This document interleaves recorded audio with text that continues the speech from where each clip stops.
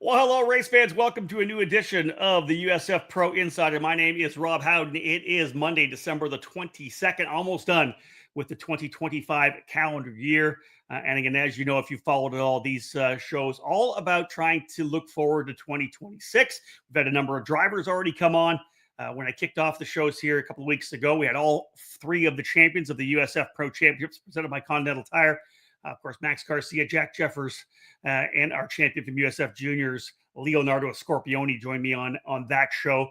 We've talked to a bunch of drivers throughout the last couple of weeks. Well, I'm also going to be adding in a team owners series. So the guests today who we'll bring into the studio here momentarily are from D-Force Racing. David Martinez and Ernesto Martinez are going to join us. We're going to talk about D-Force's history, long history, multi-time series champions, team championships. These guys know how to win races and championships, and they've done so with a lot of very talented drivers over the last number of years, starting things off in our program here in USF, what was then the Road to Indy back in 2017.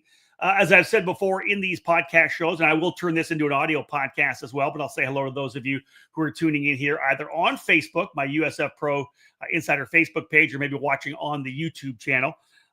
We will turn this into a podcast. It'll be available, as all podcasts are, on my Podbean, through any of the podcast platforms, and they're all available for download and to listen to on the USF Pro Championships app as well. I've been starting off these shows kind of going through all the driver announcements because they're going to start coming fast and furious, no doubt about that. One came out today. Connor Aspley has confirmed that he will be racing in USF Juniors with exclusive Autosport this year, raced last year with Pole Position Motorsports, and will be, as I said, moving over to exclusive Autosport. 13th overall in the championship last year. Had a really good run at Road America. It was kind of his highlight weekend. Was in the top 6 in all 3 of the races at that Grid Life event at Road America. So I expect Connor to be in the contention for race wins and podiums in 2026 with exclusive Autosport. And last week, Cal Peter, a rookie driver out of Indiana, races karts at Newcastle Motorsports Park. He is signed for USF 2000 with Jay Howard Driver Development. So a couple of announcements, both Connor Aspley and Callahan Peter getting ready to go for 2026. Now, let's dive into this one here. Not a lot of announcements, but again, this show focused all about D-Force Racing. We're going to start our team show. Let me bring in Ernesto and David. Let's get David to unmute. David, guys. Hi, Rob. Thank you so much. I appreciate it. Ernesto, how are you? David, how are you? Great. Very good. Nice to see you. Good to see you guys as well. Hey, you guys ready for Christmas? Sure. Oh yeah. A little break in the action? Yes, well, a bit of off season. We both have 3 kids, so not really a break, but a different kind of break. That is true. That is true. We talked to the drivers, guys, over the last couple of weeks, and we know there's been a lot of testing, some private testing. Obviously, Gustavo Yakiman's Academy program was testing at Homestead. They were testing in Sebring. We actually had your driver, Thomas Nordquist, on with us as well. He's excited and pumped up about making the move to USF 2000 next year. But kind of my goal with this was for not only our race fans that follow the series, but also young racers looking to come up through the ranks who may not know the behind the scenes, right? They see the colors, trademark blue and white rather, for D-Force. You guys have such great looking cars. Always easy for me to pick up on the racetrack, but they don't know behind the scenes. And that's kind of my idea here with this kind of team owners series, is to talk a little bit to the team owners about the history, about their culture, about how they approach races. Can we just start? Who wants to start? David or Ernesto? Who's going to start? When did D-Force come together? Let's just start with the origin story. David, let's start with you.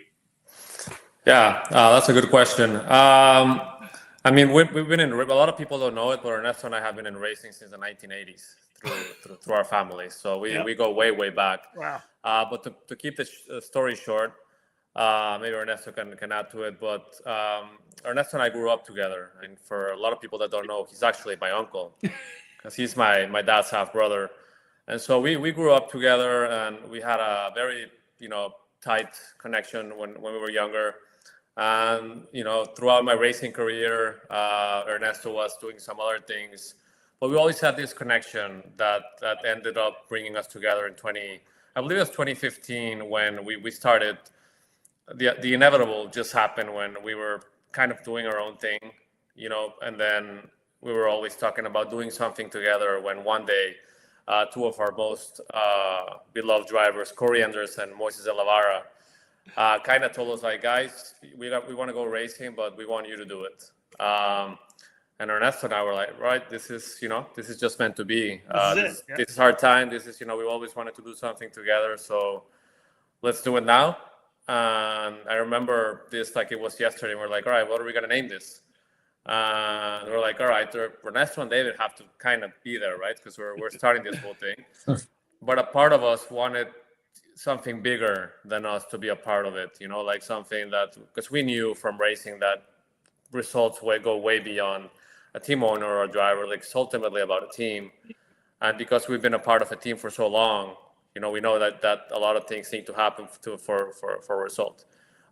In this time, even parents, team members, drivers, coaches, everybody has to be involved. Yeah. And so we come up with the idea like, all right, this team is going to be founded by us, but it's going to belong to the force of all the people that are going to make this happen, so that everybody that passes through our team will leave their own trademark, and it's just continue to grow. And we'll always be remembered as the guys that founded it. But this is something bigger than Ernesto and I. That's true, right? When you go through the storybook that is D-Force Racing over the last number of years, and we'll do a little bit of that tonight. There's a lot of names in there. And Dave, we're going to come back and talk about your racing story as well. Not everybody knows how deep of your racing story is with your Formula Car racing. Ernesto, do you have anything to add to the start of D-Force Racing when it kind of all came together? Well, back then, David and I were more or less like competition. So we were racing each other. Oh, you were? We were both running F4 teams. Each one had a team of its own. And then we decided to join forces and build this new team in the US and try to run in the USF Pro Championship and look to win a championship, right? And that's when we decided to come together. And in 2016, we started building up the company in the US. And 2017 was our first year running as a team. And then things came together right after the pandemic when we won 21, 22, and 23.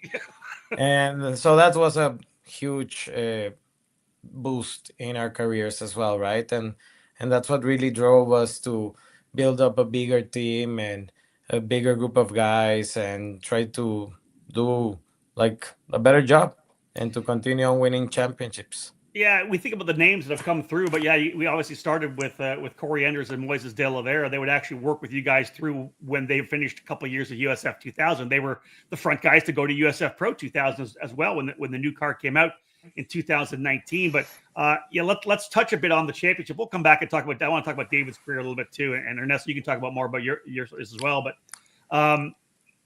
if you talk about those championships, right out of the gate, and again, USF 2000 has always been so competitive. But for you guys to win the championship in 21, like you said, with Kiko Porto, that was a fantastic title. And then you followed up on the debut of USF Juniors with Matt Clark. You win there, and then you win the next year as well, the first year with the new car with Nicholas Giaffoni. 3 big championships in a row. Let's go back to that first one with Kiko Porto. Guys, you'd only started in the series in 2017. A handful of years later, you guys end up being champions in the series. Can I ask about what the emotion was for that first championship? Well, it was incredible, really. And it was a really team and family effort because Kiko started with us when he was like 13 years old, testing with us in Mexico back in our F4 team. And then he drove his first year with us in Formula 4 in the US, finished second place in the championship. And that's when we threw him into USF 2000. But then his first year of USF 2000 was really dramatic because it was the pandemic. And he missed a couple races. Missed a race, didn't he? So that's what I thought. In his first year of USF 2000, he missed 3 races, I believe, yeah, because of the travel ban with Brazil. So we took 2020 as a learning experience for him, and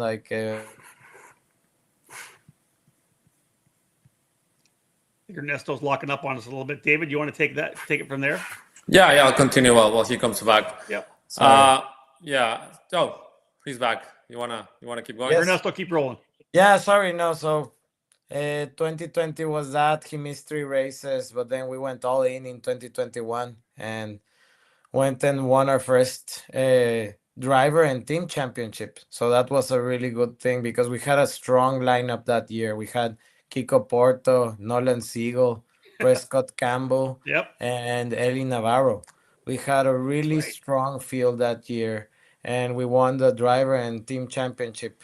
So that was a big thing for us that I year. remember that year, Ernesto, you guys were so good at Barber Motorsports Park that weekend. I think Prescott won one of the races. Nolan was on the podium both. Like, you guys were super good that weekend. Kiko was right. That was a really, really strong weekend at Barber Motorsports Park. You guys have always been good at Barber. You guys swept there in juniors as well. I think five of the 6 podium positions on that weekend you guys swept away. But yeah, so look, you use the name Kiko Porto, and that really speaks a lot about D-Force Racing as being kind of it's a pro team, but it's a family, because he still works with you guys now, even though he's gone on to become a professional sports car racer, winning Lamborghini Super Trofeo championships and you name it. But man, he's still back with you guys, coaching your young drivers. So I think that's part of what David meant with the force, right? So Yeah. I think lots of the key guys that have made a difference in the team in the past few years are still there and are now helping build the team to something bigger, right? So Corey and Moy still are there helping out in some stuff and sometimes drop in from one race to another as coach drivers or some data guys. And then Kiko helps us develop the younger drivers in USF Juniors. David, your career was a long one as well. Obviously, running as you did in Mexico, karting, the Atlantic Championship. You did A1GP. You had some starts in the Champ Car World Series. You did the Barber Pro Dodge Series. I think that sometimes it's good to have someone on the team. I know you guys have guys like Mateus Lace there as well, but you've been through that whole chase of trying to get to IndyCar, right? So when you sit down with the parents that are part of your family, you can talk to them about the career development from a level of experience, right? You've gone through it all. You've tried to make all those decisions when you were coming up through the ranks. Do you find that you use that a lot? Yeah, no, 100%. I was very fortunate to race almost everywhere. I started really young when I was 4. I had the blessing to have a family that was already involved in motorsports. So I started in Mexico, and then, as you mentioned, I raced in Europe. I tried to chase the Formula One dream, but my heart was always in Champ Car back then.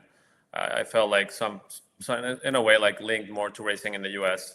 But yeah, I mean, doing all these things and racing in all these series, I mean, in the end, I feel like even though I spent most of my life as a race car driver, a big part of me, I feel like my purpose has always been beyond being a race car driver. I feel like it ultimately prepared me to help some of these young kids navigate their careers and like important moments, like Ernesto was saying, when Kiko won his first, and then when Mac won, or when Nico Giaffoni won their championship. Like, in a way, for me, I felt like I was reliving my career through them, but also like passing all the wisdom that I was able to acquire. And ultimately, just to answer a little bit of your question, we always tell parents, going to IndyCar is the goal, right? But the life experience that you get through doing that is way much more valuable than one would think, right? And you don't know that in the moment, but then when you look back and you see some of these young kids that could not talk to anybody, and then now they're giving interviews and they're like, they seem like a different person than when they started. And I think ultimately it's about that. And that definitely, the experience that Ernesto and I have had through racing, it's something that is very valuable to help them navigate. Yeah, I agree, because again, there's a lot of questions. Everything's new when they're coming into the sport for the first time. When we talk about D-Force, we've kind of thrown a couple of names out here of guys that have been with the program before, winning championships. We mentioned Kiko and Matt Clark winning that championship in juniors, and then going next week, I think, flying out to Portland and winning in his debut in USF 2000 with you guys as well. Nicholas Giaffoni, of course, winning and then taking the scholarship up to USF 2000 the next year. But there's a number of guys that have run with you. One's an IndyCar, as we know right now. Nolan Siegel, a big part of the D-Force family, still kind of coached with you guys when he can. But talk about Pato Ward. Spent some time with you guys as well in Mexico. Yeah, I mean, I can talk a little bit about that. Pato and his family, actually, we go way back. His grandfather, one of my biggest supporters when I was racing, and also my dad. They used to be really good friends. And so we had the opportunity to actually race Pato in Mexico when he was younger. He started very young, probably when he was 13 or 14. And again, we were just like a chapter in his story. Pato was just so talented back then that all he needed was the opportunity to happen. And he was such a fast and smart and just like he is today. Like, that's why people love him. He's just such a nice person. He's just such a good human being. And I think that you could see that from him from a very young age. Agreed. And not only that, when we were talking about the Kiko story, as we knew, Cape Motorsports won so many championships, and now they've become great friends. But at the moment back then, when we were thinking about going after a championship with Kiko, like we had to face the Cape brothers, who had so many championships won. Mm-hmm. And remember, like, Kiko on his first year, he did like a few pole positions for us in 2020. So he was already like an attractive driver to most of these teams. Yeah. And so at the end of the year, like Ernesto and I were a little bit scared, like, somebody might steal him from us. And a lot of people tried. And you did something so big from Kiko. And that Ernesto and I knew back then that we were doing something right. Because despite, Cape trying to get Kiko to race for them the next year, Kiko looked at us and I trust you guys. I want to stay with you guys. And that told me and Ernesto that, there was something stronger in our team besides winning races that was keeping our drivers around. And I think this also talks about, that the fact that we were able to host Patricio Ward and Olin Siegel, two McLaren IndyCar drivers of today, were a part of our program. So even beyond the championships that we have won together, I'm more proud of the relationship that we have made, and where those guys are today. Yeah, no, listen, that you were part of the initial steps. Like, you think about a kid who's on the kind of precipice of F1 as well. Jack Crawford was with you guys as well, right? Out of Texas, Jack raced with you guys in his year running in USF 2002. I'll echo the statements of Pato Award, though, no doubt. When he was a young kid running karts, 80cc shift there, he was just there was so much personality there. And I wasn't surprised when he eventually came and rolled into what was then the Pro Mazda series. So we've talked about these guys that have worked for you, been with you guys, the drivers you've had. We've talked a little bit about some of the staff that you guys have.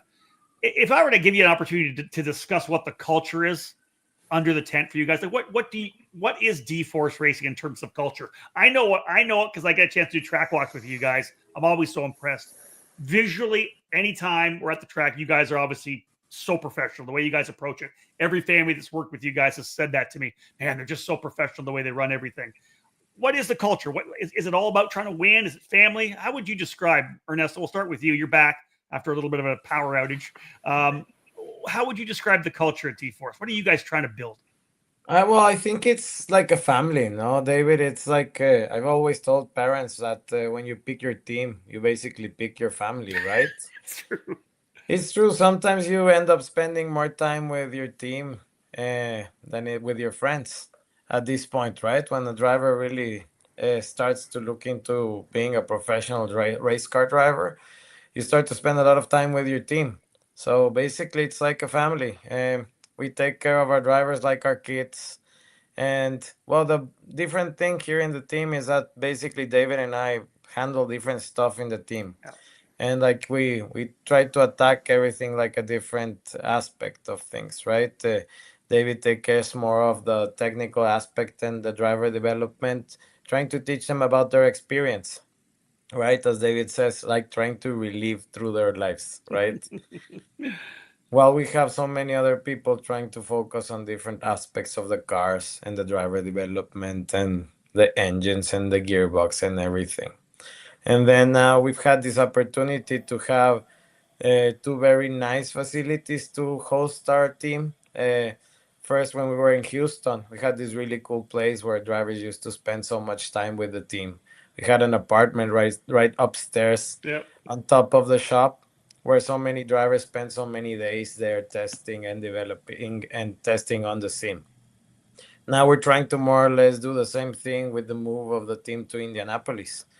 Now we more or less develop the same stuff. We have a really cool sim at the shop and a really cool apartment where drivers spend sometimes even months at the shop. In between the races, like the summertime, it's so difficult for overseas drivers to go back and forward, right? So Agreed.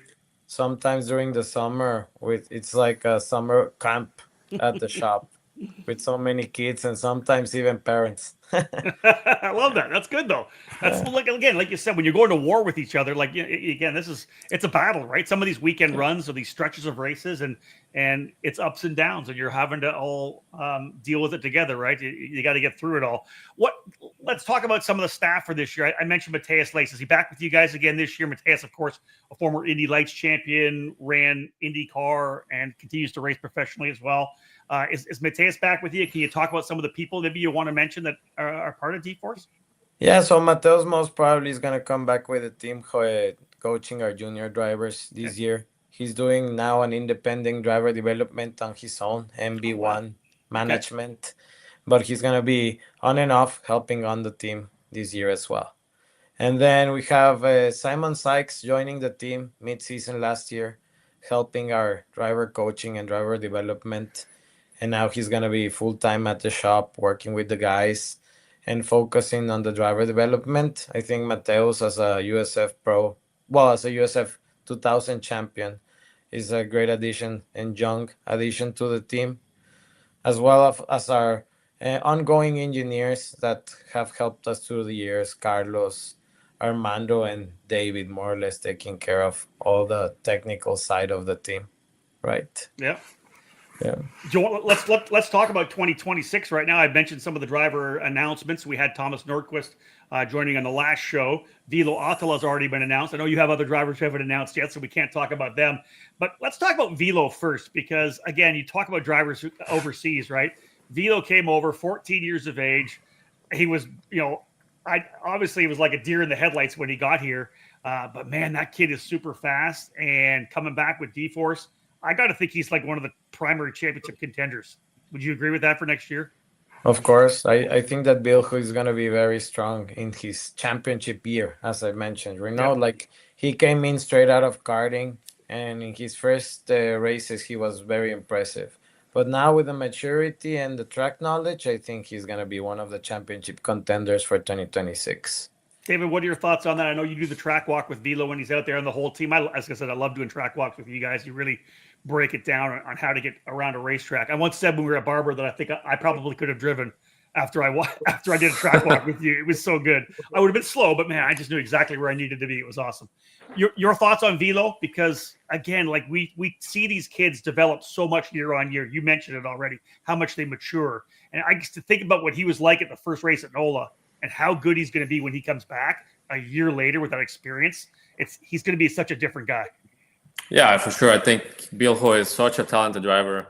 Not only that, I think he has like a big country behind him. I don't think you mentioned that the last Finnish driver we had in IndyCar was, I don't remember the year you said, but it was such a long time ago. So I feel like it's a good timing for him. He has a big support from his family and his sponsors in Finland. And I think like he has all the qualities, he's there's many styles of driving and racing. And I think that he's very attuned to what a championship driver personality looks like. He's very cool. He's very focused, and he knows how to finish races. And he also knows how to, go fast and finish in the front like he did last year. So I'm looking forward to working with him next year. Like Ernesto said, like it's for sure he's one of the top favorites in my opinion. Yeah, one of the guys he's obviously working with, a Finnish legend, Tero Palmroth, who ran in 8500. It's been since 2012 since we've had Petri Savanto from Finland over here. So it's been 13 years since we had someone from Finland come over and run. I'm looking forward to Vila being very strong. You've also, as I said, we had him on the show already, confirmed that Thomas Nordquist will be back. We had a great interview with him. Really new to the sport, and I'm sure that there's some guys that come out through karting. Where guys, I'm sure that you say, okay, now I have to make him. I got to break some of those karting habits. Whereas Thomas came to you, David, like a raw rookie, right? Moldable. Is he a guy that you? Because again, he had a couple of races last year. He and I talked about it. I was sure he was going to be top 10, but he kept getting caught up in other people's wrecks. If he just has some clean runs, he's top 10 material for sure. I think so. I think we've been working with Thomas now for a while now, and he's such a pleasure to work with. Like you said, sometimes working with new drivers is preferred for us because we're able to teach them the way that we think is the way to be. and he's such a great student. We've been impressed with his development over this winter. He's put so much work, and he's really fit. So I wouldn't be surprised if we see him very frequently in the top 10 next year. Like he's been putting a lot of work, and he's talented. He just started a little bit late. But it's with him, it's just a matter of time. I think he has everything that he needs to have success. I agree with you. Yeah. Again, like I said, there was many times last year on podcasts and on the races, I just figured this was going to be a breakout weekend. And he had a couple of runs where the speed was there for top 10. He just got taken out with other people's wrecks. I know that you guys have told me there's other drivers that you're talking to or getting ready to sign. I'm not going to push you guys to get those. We'll have those announcements come out as they will. But let's talk a bit about 2026. We talked about your two drivers, but let's look at the schedule a bit here. I want to kind of cap things off with that. For USF juniors, guys, it's an interesting schedule. There was a lot of issues getting to the right venues. We have new venues. We're going to start off at Homestead, Miami Speedway, where a lot of the juniors have had a lot of time. Gustavo Jacobin's Winter Series runs there. We're going to go to Carolina Motorsports Park. We're going to go north of the border to Canadian Tire Motorsports Park, which was essentially Moseport Park, depending on how long you've been around. And we're also going to Lime Rock. So, David, let's start with Ernesto. Let's start with you. You're the business side of it. What are your thoughts on 4 new racetracks? Mid-Ohio and Road America still at 4 new racetracks. Well, I think that Homestead is a great option. So many drivers had spent so much time there, and being there, one of the few tracks that you could test in the winter. It is to get some track knowledge before the season starts. And with all the academy dates that we have there, drivers are going to arrive there not being like a rookie in the track. Agreed. Yeah. And I love how this year now we're going to have independent starts to the season for each class, right? So we're going to have the USF Junior starting at Homestead. We're going to have the USF 2000 starting at St. Pete. And then we're going to have the USF Pro starting at Arlington. And that's going to be amazing. Right? Yeah, you mentioned that. I never really clicked in my head that was actually what's happening, because normally we start at St. Pete with 2000 and Pro. So yeah, separate solo weekends for all the series to start off the season. I like that a lot. David, your thought as the kind of engineering side and driver coach side of those 4 racetracks, or are there any you're particularly excited about? I mean, for me, I always find it amazing that we live in such a dynamic sport where nothing is ever the same, right? If you were to ask, who's better, who's faster, where and when, right? Everything is always changing. It's a new track, a new year, new drivers. So I just find it, super exciting that we're going to have new challenges, some new tracks. I think this is good for teams, good for, our market to be going to different tracks, to reach different audiences and people, and for the drivers ultimately to adapt, right? It's a never adapting sport where the best one is the one who's able to adapt the faster. So I'm excited about going to Moseport. I think it's a very fast and unique track. I think it's gonna make up for great racing. I've always loved going to Canada, going to Lime Rock. It's been a while, so it's just gonna be an interesting year. Can't wait to see what happens. Well, we talked about the fact that you guys have done well on the street circuits as well. We know you've won at St. Petersburg before. How about a brand new track? And we're not going back to Toronto. Number one, it's a bit sad because you think about the history at that, at Lakeshore Boulevard and what it started out as the Molson Indy. Man, the fact that venue is gone, but something brand new in Markham. I think it's going to be interesting. It'll be a brand new track for everybody. Think about that. We're likely going to be, or one of the, the support series is going to be the first guys to turn laps there on a Friday morning. Does that worry you at all? Yeah, I mean, that's crazy. I raced Toronto, I think it's 23 years ago. I was just thinking about that number. Wow. Probably one of the first years that I ran there in the Barber Dodge Pro Series in 2000. So like you said, we're going to miss that for a little bit. But having a new street course is always super challenging and exciting, because nobody knows what you're going to expect as far as just setting a car to the right heights. And you don't really know what it's going to be like until you hit the first session. And then having just a few moments or hours to kind of make decisions is, that's what we're here for. I think we love doing that. So, and it's gonna be a great twist to the championship. End of the season, new street circuit. Nobody has any knowledge on that track. It's gonna be like a game changer there for the championship, maybe. David, I said to Thomas in our show, I said it's probably going to be the most important track walk that you do all year long. Because David, even you as a coach, everybody you're probably going to walk it more than once, 2 or 3 times maybe, right? Or you get on a golf cart or whatever, but because you don't even have any notes. Like Toronto, like I said, you raced Toronto a number of years ago. You guys have been going year on year. For you guys as coaches and team owners, that track walk is going to be so important at Markham. It's going to be crazy. Yeah, I mean, you always do the best that you can with what you have, right? And like you say, we have so much more than when I used to drive, we had nothing. Like now we have like onboards from everybody, from every angle, from every track. And so going to a place where there's nothing again, it's just kind of going back to basics. And yeah, just looking at every bump and try to imagine. And the most important thing is like just keeping the mind calm, right? The day before the event, everybody just wants to go in the track, right? And the mind of 25 team members just going crazy, like wanting to know what it's going to be like. And then that's part of the trick too as well, just staying calm. So you can use that just a bit, like I said, just putting an extra emphasis on doing an extra lap here and there. That's you also. You guys happen to be the team owners that keep your guys calm, right? That first session on the racetrack, take your time. Let's not make any mistake. Let's just get through it. I know we'd like to have more track time, but it is what it is. Guys, that's going to wrap things up. Again, just a good opportunity for us to talk about D-Force racing. Great to get some history there as well. I did have a question. When you guys were competing against each other, what were your team names? Ernesto, what was your team called in F4? Oh, it's Momo F4. Yes, Momo Motorsports. Yeah, and David was Martiga. That was our family team from back in the 80s. Yeah. So you used to battle each other out.